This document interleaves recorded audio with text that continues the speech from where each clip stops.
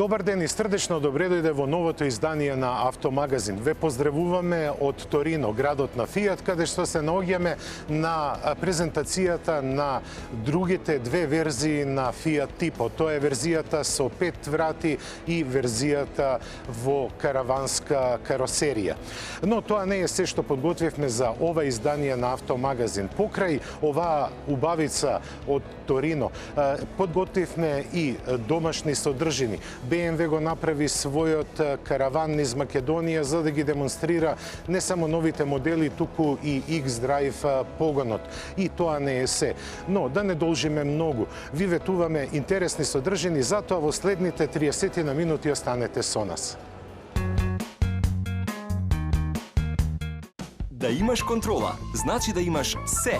Преземи контрола и одбери Корола. Сега Toyota Corolla бензин за само 13.590 евра или Toyota Corolla дизел за 14.990 евра. Одбираш Корола, одбери и пакет, регистрација и пол резервоар или една година каско осигурување или алуминиумски бандажи. Патосници добиваш во секој случај. Имај се. Toyota, always a better way.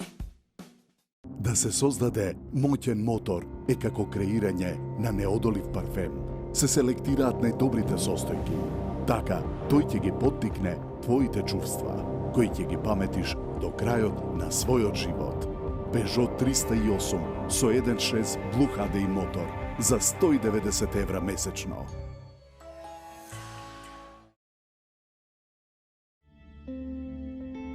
Запознајте ја новата звезда во флотата на Mercedes-Benz. Новата Е-класа, која го прави секое ваше патување. Патување во прва класа. Mercedes-Benz, the best or nothing. Go. Go with the wave. Lead the brave.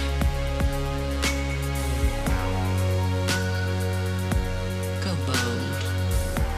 Go strong. Go to oceans where no one's gone.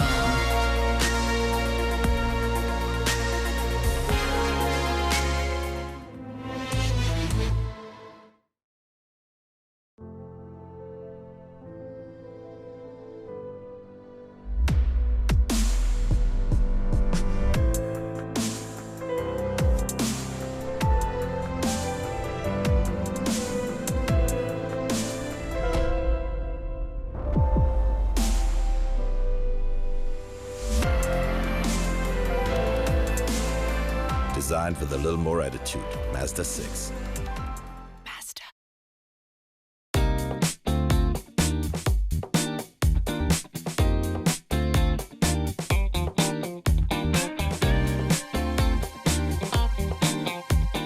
За ситуациите во кои што сте без решение, земете семеен пакет Одличен 7 од Евроинс. Пакетот вклучува домаќинско осигурување, патничко и осигурување од незгода. Одличен 7. Квалитетно осигурување за квалитетен живот.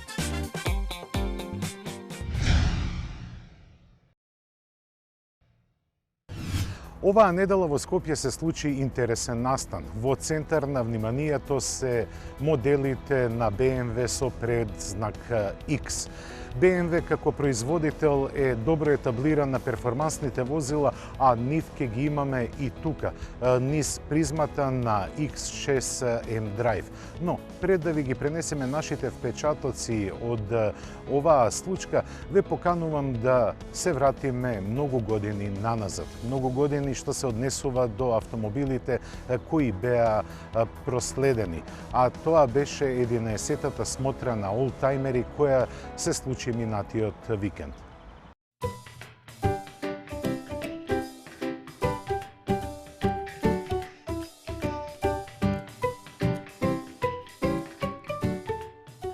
Викендов што помина, Euroimpex и Peugeot ни приредија средба меѓу минатото и днината. Местото на настанот беше паркингот пред општина Центар, а поводот 11-тата меѓународна изложба на историски возила. И времето се радуваше на единствената можност. Сончевите зраци ги покорија облаците, дополнително мамејки ги граѓаните на Скопје, тука да го поминат своето слободно време. Оние повозрастните евоцирајќи пријатни сеќавања, оние помладите запознавајќи се со историјата на 2 и 4 тркала. А таа беше представена од 80 автомобили и 20 моторцикли.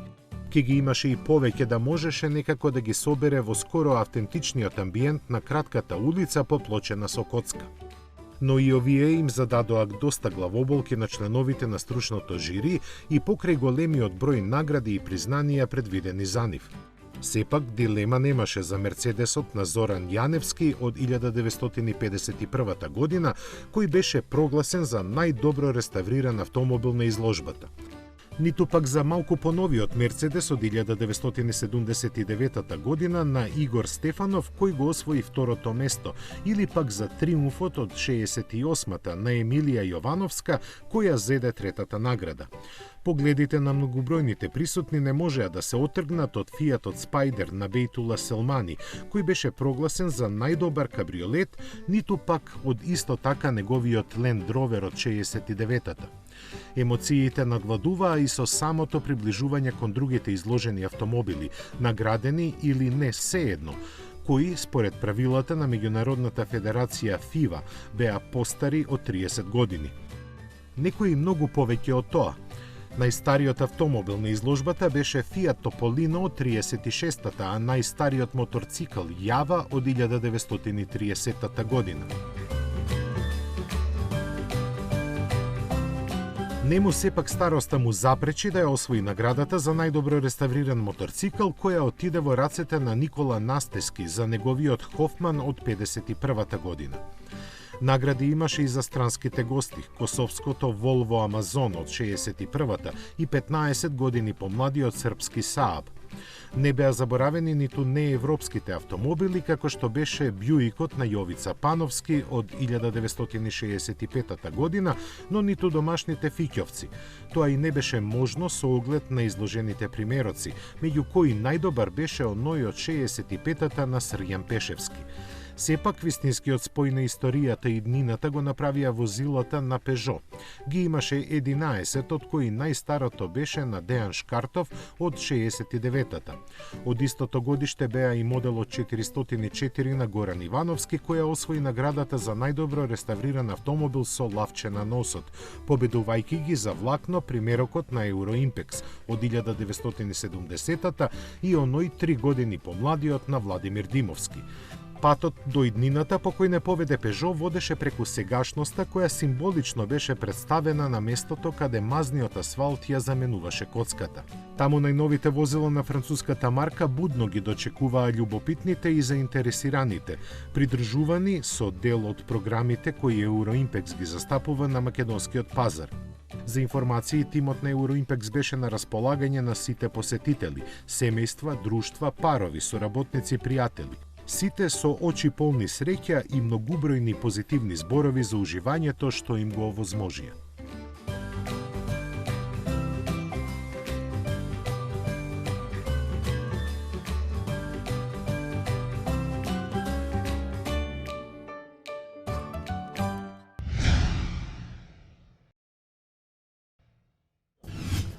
X7, X3, X4, X5, X6. Не станува збор за никаква математичка равенка, туку за моделите на BMW кои денеска ќе имаме шанса да ги возиме. BMW караванот е присутен во Македонија, а ние од стартната позиција кај спортскиот центар Борис Трајковски ќе се упатиме до Тривковата колиба, односно бачилото на скијачките терени во Маврово, каде што ќе ги испробаме и можностите на X-драйвот.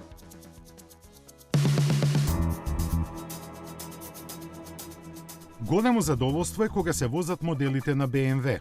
Баварскиот производител располага со широка гама спортско корисни возила кои се распослани во сите класи, а зрачат со својата персоналност и технологија. По кусиот брифинг и запознавањето со правилата на играта тргнавме на возење.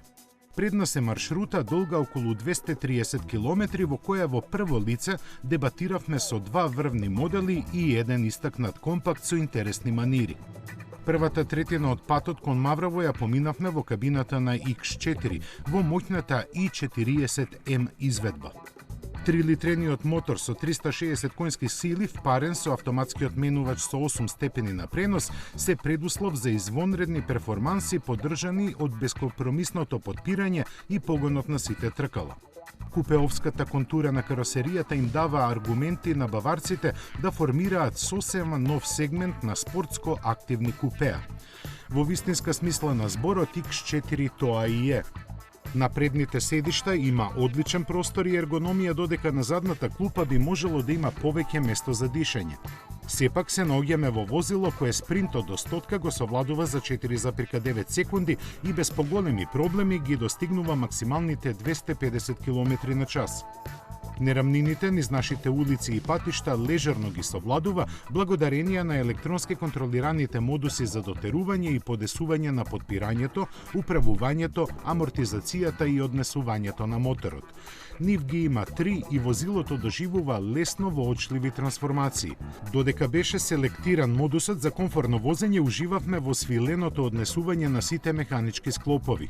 На автопат го искористивме модусот спорт, чие влијание осетно е укрути амортизацијата, а управувањето стана подиректно.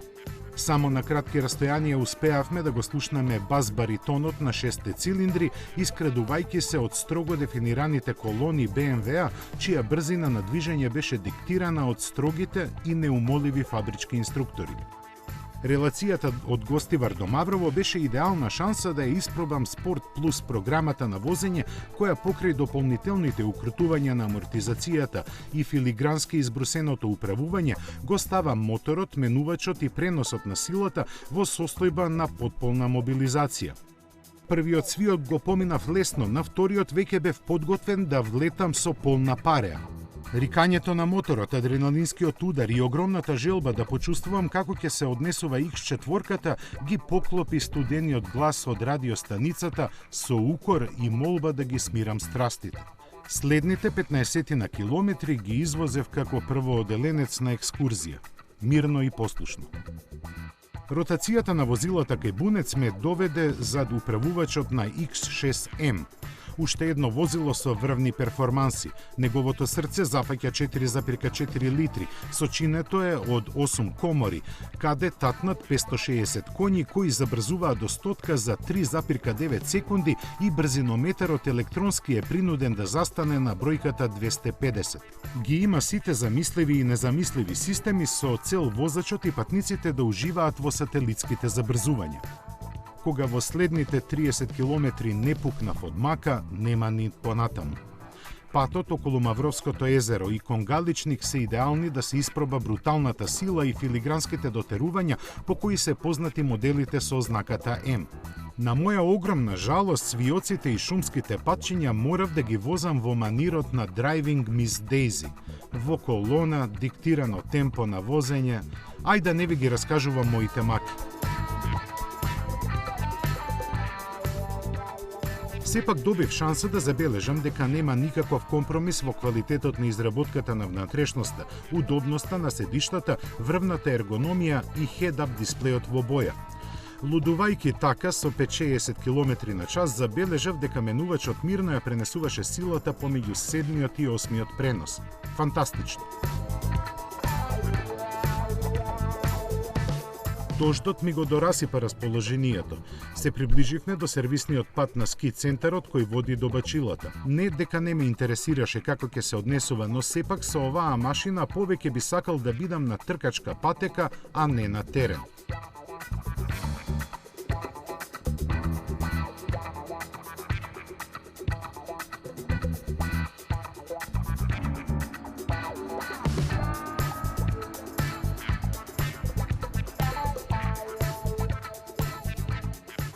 И еве не, после час и половина се наоѓаме на нашата меѓудестинација, на местото Тривкова колиба, на врвот на скијачките терени во Маврово.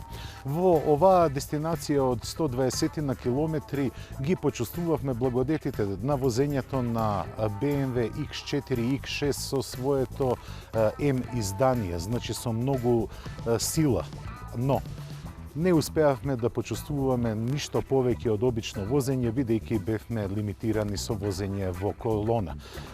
Теренските манири на X-Drive-от се сосема добри, да не кажам одлични.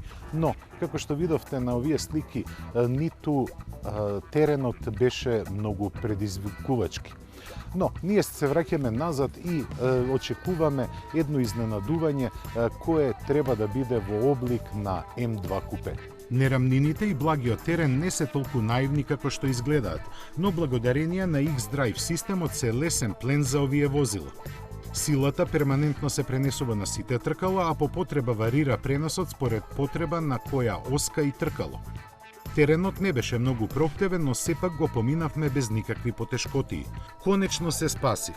Зверот го предадов друг да го вози, а јас се сместив во X1 со најсилниот дизел мотор.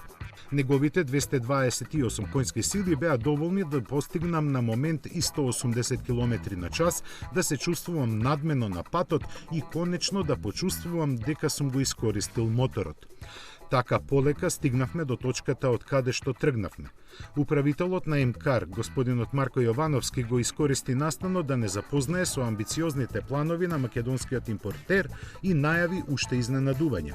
Тимот на МКАР во присуство на одговорните менаџери на принципалот го промовираа изненадувањето за македонскиот пазар со кое се запознав пред 4 месеци во Детройт. BMW M2 купе е новиот адут на компанијата за купувачите инфицирани со бензинот и брзините, но за него во некоја друга пригода.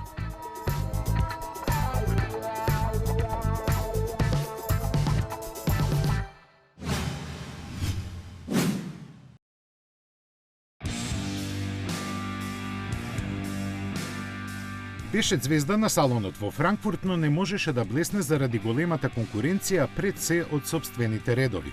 Со пристигнувањето во салонот на Порше Македонија го доби моментот што го заслужува. Втората генерација на Volkswagen Tiguan ќе продолжи да ги освојува купувачите со посериозниот изглед и новата платформа. Освен подобри возни карактеристики, таа му обезбедува и поголеми димензии на радост на патниците. За новиот комфор и попријатно возење ќе се грижи поголемата пополнетост со опрема и трендовски додатоци. Тука се и новите електронски асистенти задолжени за безбедноста, а нови му се и дел од моторите. Нив во Македонија ќе ги има 5. Дизелите се со сила помеѓу 115 и 190, а бензинците со 125 и 180 конски сили. Погонот на сите тркала и DSG менувачот се комбинираат со помоќните, а оние кои бараат поголема економичност ќе бидат задоволни и со цената на основниот модел од 25.300 евра. Таа ќе му помогне да остане при врвот на европската компактна класа кросовери, место кое ланските 150.000 купувачи докажаа дека му припаѓа.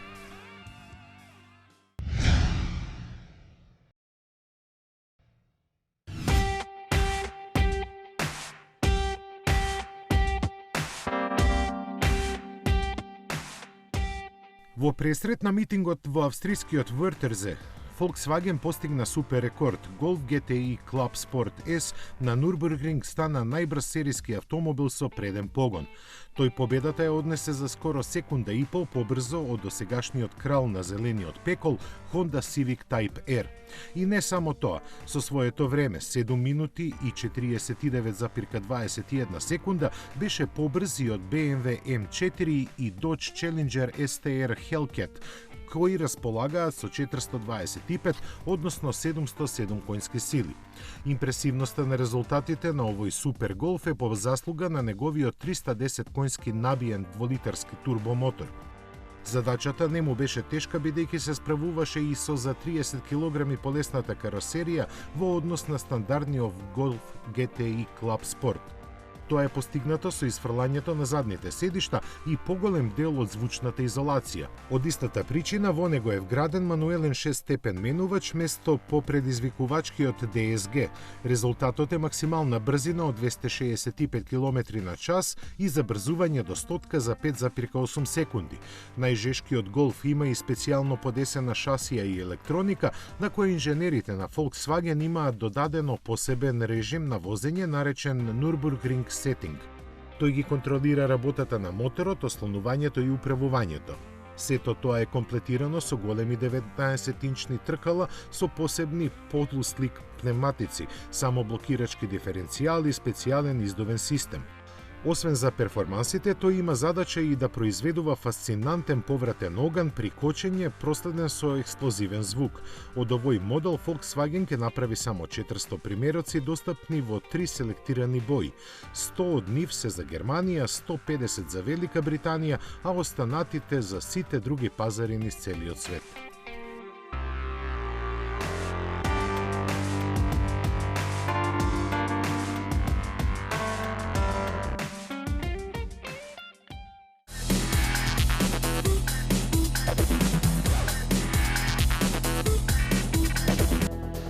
Fiat Tipo е приказка сам за себе. Името му е историско, но новите модели сакаат да направат историски успех.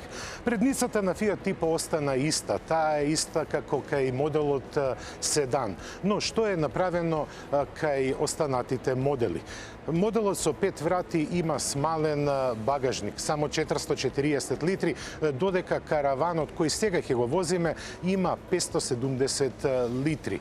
Мотото на Fiat е едноставно, а тоа вели дека едноставното е многу, односно скромното дава многу повеќе. Да видиме што дава Fiat Tipo. Она што е важно, тоа е функционалноста на овој модел. Со испакнувањето на задниот дел добивме повеќе багажен простор. 575 литри. Може би овде не е баш најзабележливо тоа, но кога ќе се отстрани поклопецот на багажникот, се гледа дека во внатрешноста имате многу простор. Добро остварување е и оваа преграда која може и да се блокира. Доколку имате помал простор во внатрешноста, таа исто да се обезбеди. Оно што е добро да се напомене е дека функционалноста и обликот на стоп светлата остана ист како кај моделот со 5 врати. Тој е направен да подсетува на палка за хокеј. Но, оваа палка за хокеј може би ќе биде и добар спотер за продажбата на Tipo, бидејќи неговата цена ќе биде само 250 евра поскапа од изведбата седан. Дали во внатрешноста нешто е сменето? Кога ќе се влезе во внатрешноста, интериерот е автентичен. Автентичен исто како кај веќе представениот модел седан. Но во трите нивоа на опременост има голема можност на опции во внатрешноста. Ние сега се наоѓаме во бизнис пакетот на опременост кој изобилува со многу гаджети кои го олеснуваат животот. Ова е, да кажеме, 7,5-инчен монитор кој можете исто така да го командувате со допир. Функционалноста на внатрешноста е голема, но да видиме што се однесува до возењето, како оваа каросерија се однесува во сообраќај. И прво, како што следува пред секое возење, ние ќе направиме еден круг низ прекрасниот Торино. Торино не е само град на Фиат, туку и седиште на италијанската монархија. Торино е стар и прекрасен град, особено кога имате во друштво една прекрасна италијанка покрај вас да ви ги покажува овие убавини на градот. Историјата на Торино е долга. Таа не започнува со Фиат, туку започнува со италијанските кралеви. Тука е седиштето на Пиемонте, но доколку се вратиме неколку векови наназад, круната била сместена токму во Торино, не во Рим, не во Милано. Градот е прекрасен, стар и убав, чист, а овој автомобил прекрасно се вклопува во милето на италијанскиот Велеград. Возењето низ овие улици, кои рака на срце не се баш идеално рамни, е удобно. Удобноста во внатрешноста се чувствува со одличната амортизација на возилото, но и со прецизниот управувач. Впрочем, атрибутите на возење на Tipo се исти како кај седанот. Значи, прецизно управување, добри меѓузабрзувања и се разбира добра економичност. Во внатрешноста, она што е различно од класичното типо, односно седан верзијата, тоа е големиот дисплеј на кој јасно се оцртуваат вредностите на навигацијата. Удобноста е повеќе од евидентна. Посебно кога се возите на вака нерамна улица која е направена од големи гранитни блокови, доаѓа до израз она што го нагласуваме секогаш за типо. И во претходните тестови тоа сум го кажал. Оние микровибрации кои се јавуваат при возењето на нерамнини се во потполност анулирани. Анулирани се до едно високо ниво кое е извонредно задоволително. А кога зборуваме за ниските цени, тогаш морам да признаам дека овој автомобил е извонредна опција. Ке повторам, 12.750 евра за вакво возило е права премија. Сепак, 60% од C-сегментот се продаваат во флотни цели, а токму и на Фијат е целта ова да биде не само флотен автомобил, туку и да биде автомобил добар во функција на семејствата. Интересниот дизајн на Фијат Типо е направен да се вклопува во секоја средина. Овој прекрасен стар амбиент на Торино го прави Типо да доаѓа во преден план. Сигурно дека и во кај нашиот накараден барок ќе се вклопи исто така многу добро. Можеби и ќе го оплемени.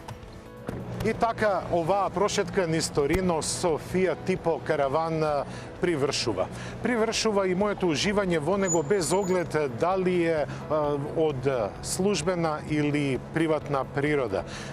Типо е скроен да ви пружи извонредно чувство во внатрешноста, но и во возењето без оглед што е каравански. Неговиот динамичен изглед остана задржан, но тука не завршува нашето дружење со Фијат Типо. Напротив, ние ќе го продолжиме нашето возење со варијантата хеджбек, односно варијантата со 5 врати. Јас го оставам Фијат Типо караван на прекрасниот Плијаца дел Викторија Емануело, а одам да направам една пауза помеѓу двете возења.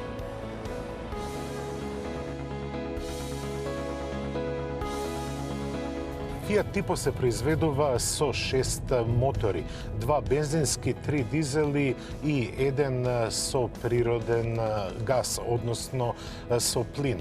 Ориентацијата на овој автомобил не е да биде само економичен, туку да биде и еколошки опратлив. Така да 1,6 литарскиот мултиджет мотор, се разбира дизел, од 120 коњски сили, произведува само 89 грама CO2 на изминат километар.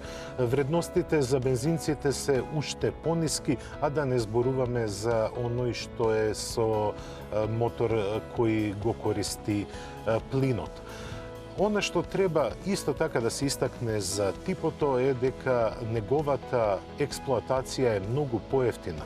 Поевтина е дури 15% во однос на неговите конкуренти. Во оваа калкулација влегуваат цената на изминат километар, но и цената на одржувањето, односно цената на сервисирањето.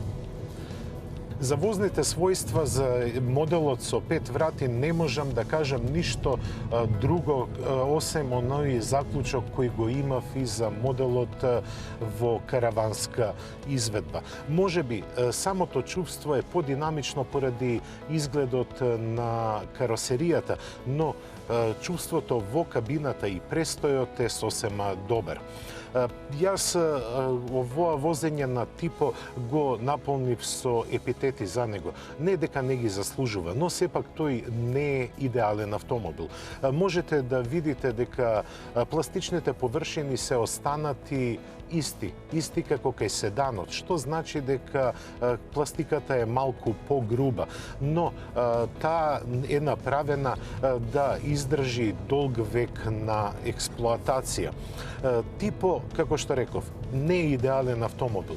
Но, ако ги ставите на кантар, неговата цена, неговиот изглед и опременоста, тој има далеку повеќе предности отколку недостатоци. Мене како возач ме воодушеви подпирањето, амортизацијата, но и прецизното управување. Жал ми е што овој автомобил не го возам на патека, но го возев седанот на патека и како што тогаш заклучив, тој е автомобил направен за извонредно чувство за управувачот. Фиат Типо е синергија на корисното и на убавото. Се разбира, кој ќе се земе во предвид неговата опременост и цена, тој е полн погодок. Јас ќе продолжам да уживам во возењето на овој автомобил низ околината на прекрасниот Торино и се разбира прекрасниот Пиемонте. Ние немаме повеќе време за нашето денешно издание на Автомагазин, па затоа ќе ве поздравам во италијански стил. Arrivederci alla prossima settimana. Ciao!